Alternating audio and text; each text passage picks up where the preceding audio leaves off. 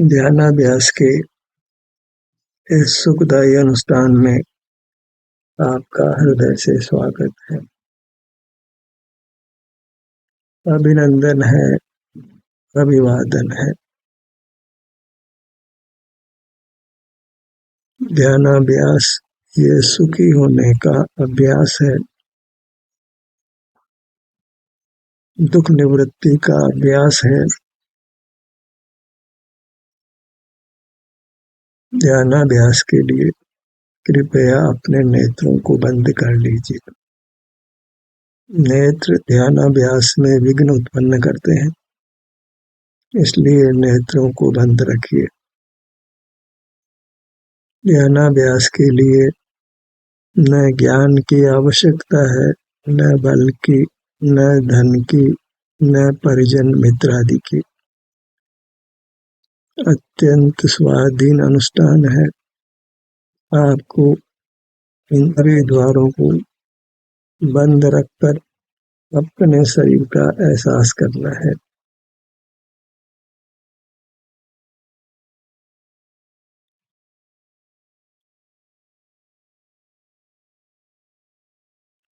वह शरीर ही अपना है, वही हम हैं, उसी का हम स्वाधीनता से अनुभव कर सकते हैं। वह हमारी वस्तु है, हम उसके स्वामी हैं। उसका अनुभव करने का हमको अधिकार है। वह निर्दोष है। सुख स्वभावी होने से उसका अनुभव करने से हमको सुख का अनुभव होता है। दृष्टि अपने अमूर्त शरीर की ओर हो। यही आने से सुख स्वभाव का परिणमन होता है, हमें सुख का अनुभव होता है। बस मुख पर की ओर है, उसको पर से हटाकर अपनी ओर करना है। इतना ही मुक्ति का पुरुषार्थ है। अपने अग्र होना, इसी को एकाग्रता कहते हैं। पर के अग्र होना मैंने प्रमुख होना, उसको ही अनेकाग्रता कहते हैं। एकाग्रता मोक्ष मार्ग है, पर के अग्र होना अर्थात अनेकाग्र होना वह संसार मार्ग है।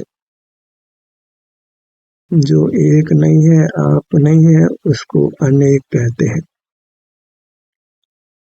अभाव को कहता है। जो एक नहीं है वह दूसरा तीसरा अन्य पदार्थ है।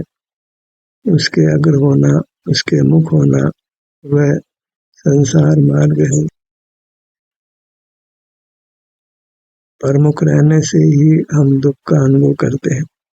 उसमें वास्तव में पर कोई कारण नहीं। हमारा प्रमुख होना ही दुख का कारण है। प्रमुख होने से हमको भ्रम उत्पन्न होता है। जिस बाह्य पदार्थ के मुख हो रहे हैं उससे हमको दुख हो रहा है। दुख हमारे प्रमुख होने से है। प्रमुख नहीं हो तो फिर कोई वैसे दुख नहीं होता है। वैश्विक दुख को हम मुख पर की ओर से हटाकर अपनी ओर करने से मुक्त हो सकते हैं। वैश्विक दुख मिटाने का इस कार्य अत्यंत सुगम और संक्षिप्त उपाय है। किसी पर को, किसी विषय को दोष नहीं देना है। दोष हमारा ही है। स्वमुख होते हैं तो अपने से ही सुख मिलता है। किसी के प्रति कृतज्ञ होने की आवश्यकता नहीं है। किसी को धन्यवाद देने की आवश्यकता नहीं। किसी की कृपा नहीं, किसी की सहायता नहीं, किसी पर का आश्रय नहीं, पराधीनता नहीं। प्राप्त मूर्त शरीर का भी हम आश्रय नहीं लेते तो अन्य दूर के स्थित पदार्थ का आश्रय करने का तो कोई प्रश्न ही नहीं है। प्राप्त मूर्त शरीर की सहाय से ही हम इंद्रिय व्यापार करते हैं, विचार करते हैं, बोलते हैं, हिलते डुलते हैं, पदार्थों को उठाते हैं। सब कुछ विभाव परिणाम मूर्त शरीर की सहाय से होते हैं। स्वभाव अपने अमूर्त शरीर की आश्रय से होते हैं। अपने अमूर्त शरीर को पहचानना है, उसकी पहचान अंतर्दृष्टि से होती है। उस समय हम इंद्रियों का उपयोग नहीं करते, मूर्त शरीर का उपयोग भी नहीं करते, विचार भी नहीं करते, बोलते भी नहीं, हिलते डुलते भी नहीं। बस मुख जो पर की ओर था वह अपनी ओर कर लेते हैं, अपने किसी भाग की ओर कर लेते हैं। इतना संक्षिप्त मोक्ष का मार्ग है। इतनी संक्षिप्त मोक्ष मार्ग की सुख की पढ़ाई है।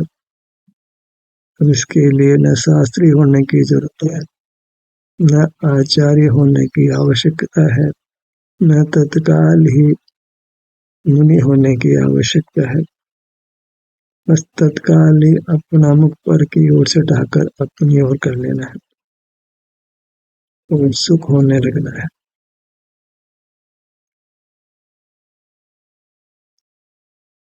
अपने शरीर को ही विधाता मानिए, सुखदाता मानिए, परमात्मा मानिए। इसी के प्रति उपकृत होना है, तो हमें अपने प्रति ही उपकृत होना है। हम स्वभाव से ही ऐसी सुखदायी अमूर्त काया के धारी हैं, स्वामी हैं। कुदरत ने हमको उत्तम अमूर्त शरीर प्रदान किया है जो सुख का बना हुआ है, इसलिए हम सुख के धनी हैं। और वह सुख त्रैकालिक है अर्थात अविनाशी है। पहले भी था, आज भी है और आगे भी होगा, पर उपलब्धि वर्तमान क्षण की है, इसलिए भूत भविष्य में नहीं जीना है। पुरुषार्थ क्षण मात्र का ही है। एक समय ही हमको एक बार में मिलता है, उस समय में हमको अपना मुख अपनी ओर रखना है, और अपनी ओर रखते हैं तो सुख मिलता है, हम सुख का भोग करने लगते हैं, फिर अन्य कोई कार्य नहीं होता, एक सुख का ही भोग होता है, अन्य कुछ भी करना नहीं होता।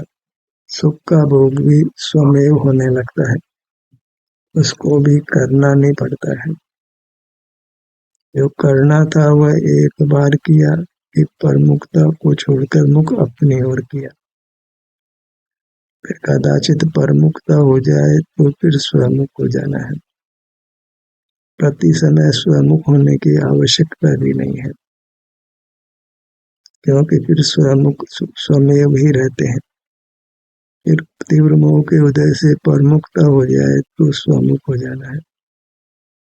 इस प्रकार साधक दशा में जीव स्वमुख होता है, फिर मोह की बलवत्ता से परमुख हो जाता है, फिर पुरुषार्थ से स्वमुखी हो जाता है। इस प्रकार फिर परमुखता सदा सदा के लिए मिट जाती है, क्योंकि मोह कर्म का क्षय हो जाता है। मोह कर्म के तीव्र उदय से ही जीव परमुख होता है। पर मोक्ष मार्ग का स्वरूप ज्ञात हो तो मंद मोह की स्थिति में वह उसको परास्त कर सकता है, अपना मुख अपनी ओर कर सकता है, तो मोह कर्म उदय को प्राप्त नहीं होकर निर्जरा को प्राप्त हो जाता है।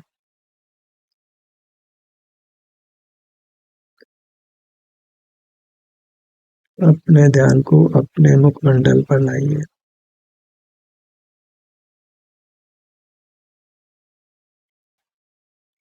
हम पुरुषार्थ इतना ही करते हैं कि हम अपना मुख अपनी ओर रखते हैं और हमें सुख का अनुभव होने लगता है। जो सुख अनुपम है, स्वाधीन है, अतीन्द्रिय है, किसी पर की सहाय के बिना का है, अपना ही पुरुषार्थ, इसका फल अपने को ही मिलता है।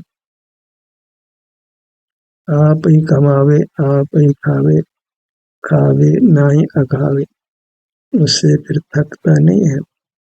अनंत काल उस सुख को सुख से ही भोगता है। सिर का भाग,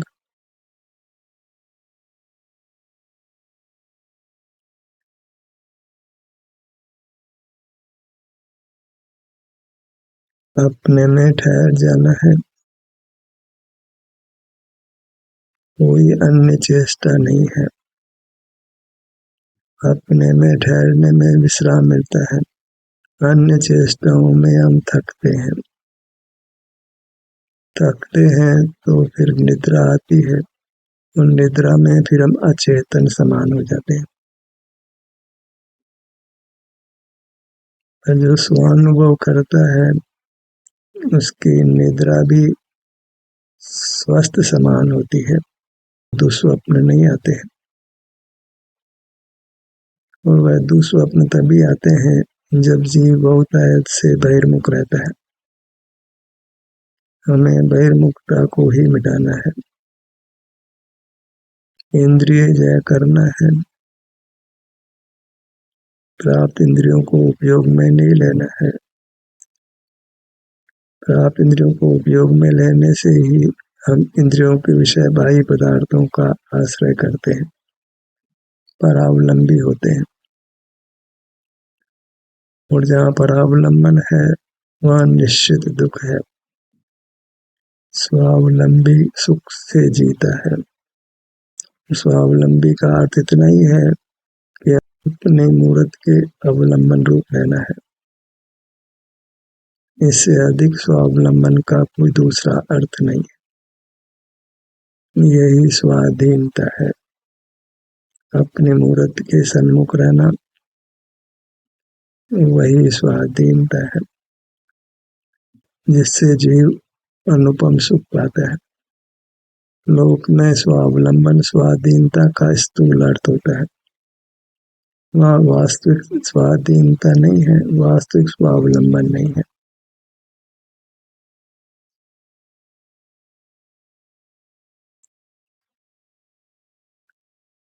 हमें आंतरिक स्वाधीनता चाहिए, अपने मूर्त ही स्व है।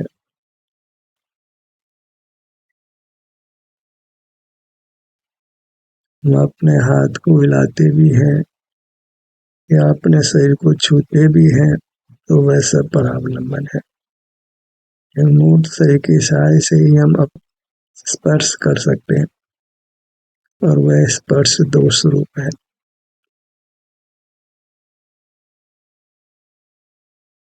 ध्यान में हम केवल अपने शरीर का एहसास मात्र करते हैं, अपना मुख अपनी ओर रखते हैं, अन्य कुछ भी चेष्टा नहीं करते हैं,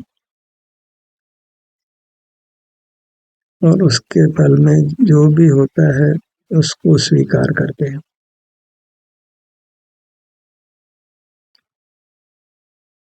गुरु मध्य पर आइए।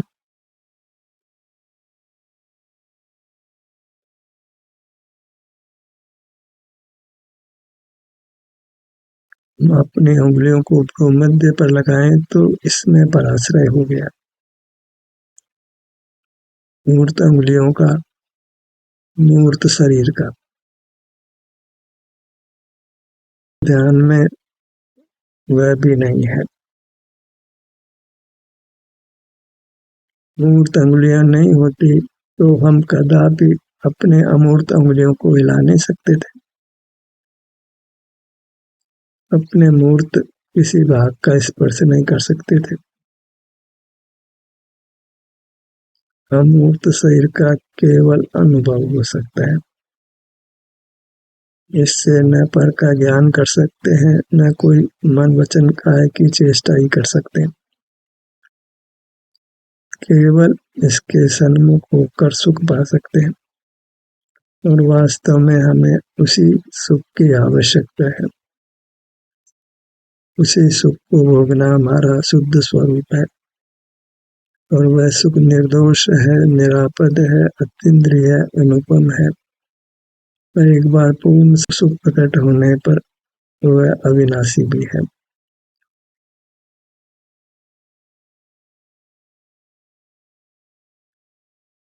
बाह्य नेत्र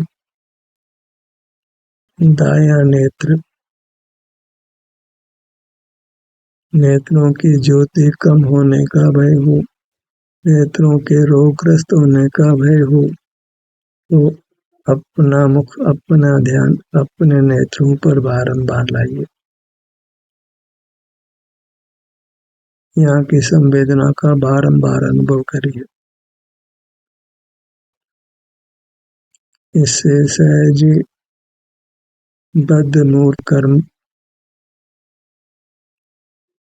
पुण्य रूप अर्पण करता है और हमारा मूर्त शरीर स्वतः ही स्वस्थ होने लगता है।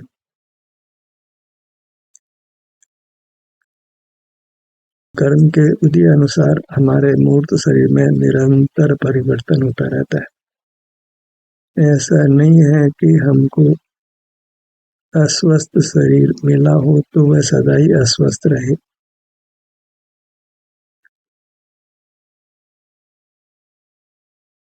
स्वानुभव से हम अस्वस्थ शरीर को स्वस्थ रूप परिणमा सकते हैं, अर्थात उसमें निमित्त हो सकते हैं।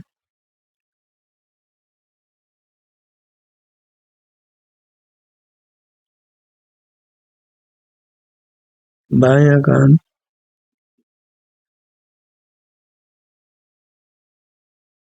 हर बात के नाना उपविभाग कल्पित कर सकते हैं और वह योग्य ही है, क्योंकि हम अंतर में विहार करते हुए अपने सन्मुख अधिक काल रह सकते हैं, क्योंकि एक स्थान पर उपयोग की स्थिरता अभी नहीं होती है।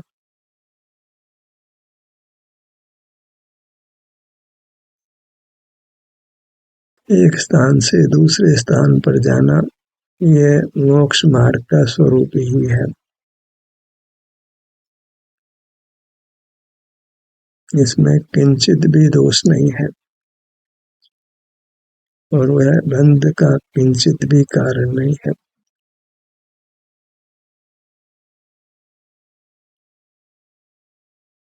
दायां कान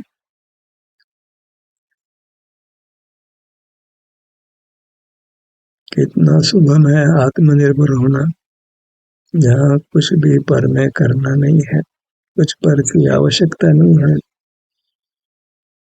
आत्मनिर्भर जीव ही सुख का अनुभव करता है, कारण कि आत्मा सुख है।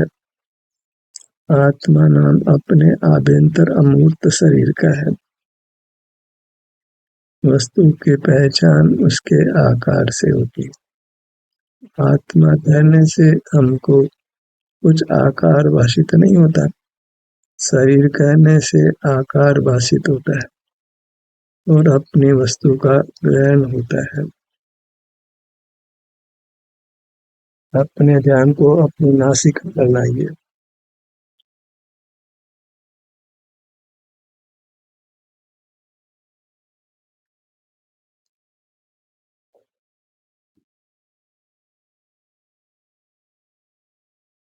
इस प्रकार धर्म निष्कंप रहने से होता है, निष्क्रिय होने से होता है। इस प्रकार धर्म निष्क्रिय होने से होता है, निष्कंप होने से होता है। यहाँ कुछ भी क्रिया नहीं, कुछ भी विचार नहीं, कुछ भी इंद्रिय ज्ञान नहीं।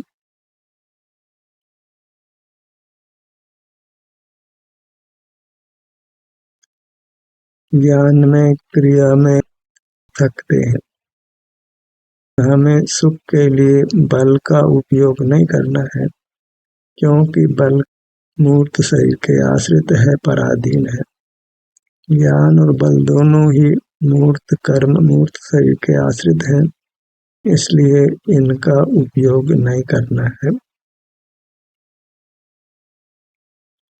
मन का, वचन का, काय का, इंद्रियों का, अपने मूर्त अंगोपांगों का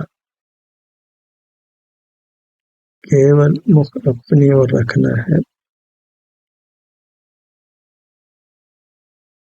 परमात्मा होने के समान सुगम कार्य पूरे ब्रह्मांड में दूसरा नहीं है। सुख आपका स्वभाव है, निश्चय दुर्लभ नहीं। भव में प्राप्ति कठिन है, ये व्यवहार का है। धर्म करना सुगम है, बस बाहर करना चाहते हैं तो बाहर धर्म होता नहीं। धर्म अपने भीतर घटित होता है, अपना मुख अपनी ओर करने से घटित होता है। धर्म के लिए कहीं बाहर नहीं देखना है, कुछ इंद्रिय व्यापार नहीं करना है, किसी देवसास गुरु का आश्रय भी नहीं करना है। धर्म आपका रूप है, निश्चय दुर्लभ बनाए। बाहर प्राप्ति नहीं है, यहाँ बाहर का कोई विकल्प ही नहीं है।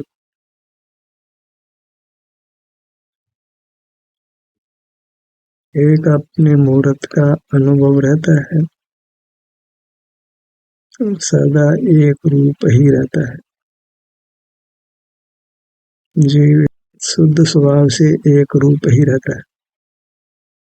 अनेक स्वभाव भी माने तो फिर वह बहुरूपिया होता है, और बहुरूपिया की तो इज्जत लोक में भी नहीं होती है।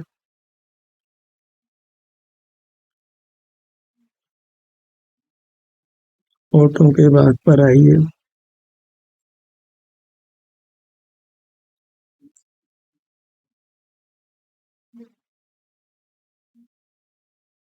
मोक्ष मार्ग अभ्यास रूप है, क्योंकि अनादि बहिर्मुखता का अद्वसाय होने से सहज ही बहिर्मुखता हो जाती है। तो अंतर में आने के लिए, अंतर में रहने के लिए यत्न की अर्थात अभ्यास की आवश्यकता होती है।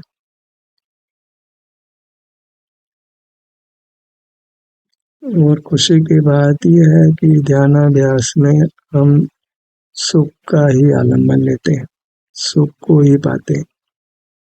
जो अपने शरीर में सुख की स्थिति है उसको ही लक्ष्य करके भोगते हैं।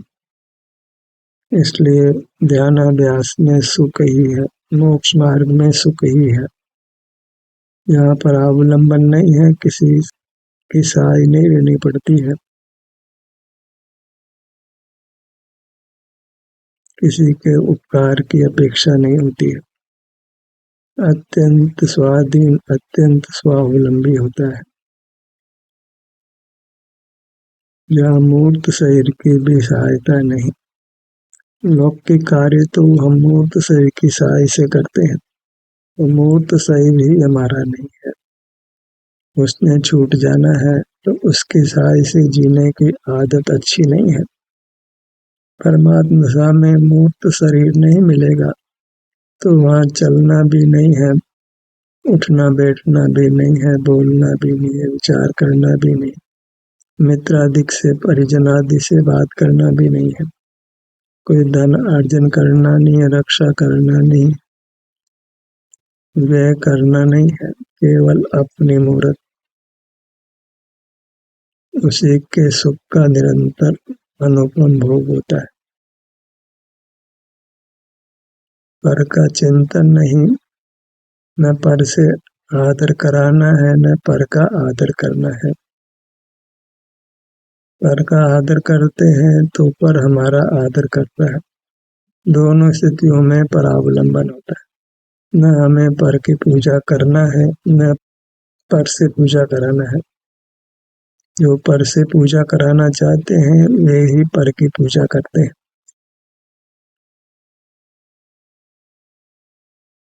मोक्ष मार्ग में तो आप ही पूज्य है, आप ही पुजारी है, और वह पूजा केवल अपने सन्मुख होने रूप है।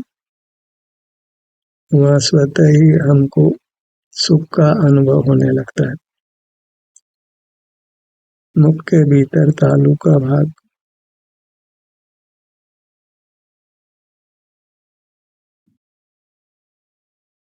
एक ही अभ्यास हमको बारंबार करना है। यहाँ विविधता नहीं है, विविधता जहाँ है वहाँ राग द्वेष है, आकुलता है। बहिर्मुखता में ही हम ज्ञेयों का परिवर्तन करना चाहते हैं, क्योंकि एक ज्ञेय के आश्रित सुख नहीं मिलता है तो दूसरे ज्ञेय पर जाते हैं, वहाँ भी सुख नहीं मिलता है तो तीसरे ज्ञेय पर जाते हैं, और इस प्रकार ज्ञेय परिवर्तन करते रहते हैं लेकिन सुख नहीं पाते हैं। यहाँ अपनी वस्तु को ज्ञेय संज्ञा नहीं है, इसको ध्येय संज्ञा है। पर को ज्ञेय संज्ञा है, वह भी मूर्त को, और अपने को ध्येय संज्ञा है, हम अमूर्त है। यहाँ एक ही वस्तु है, यहाँ ध्याता ध्येय कहना भी व्यवहार है। पर के जानने में हम और पर दो बड़े होते हैं तो वहाँ बंधन है। जहाँ द्वैत है वह आकुलता है, जहाँ अद्वैत है आप ही है वहाँ निराकुलता है, वितरागता है, सुख है। इस प्रकार अपनी मूर्त में जो सुख स्वभाव है, उससे जो सुख है उसका ही हमको अनुभव करते रहना है, और इस प्रकार सुख से पूर्ण सुख पा लेना है। ध्यान का सत्र यहीं समाप्त होता है। आपकी सहभागिता के लिए धन्यवाद।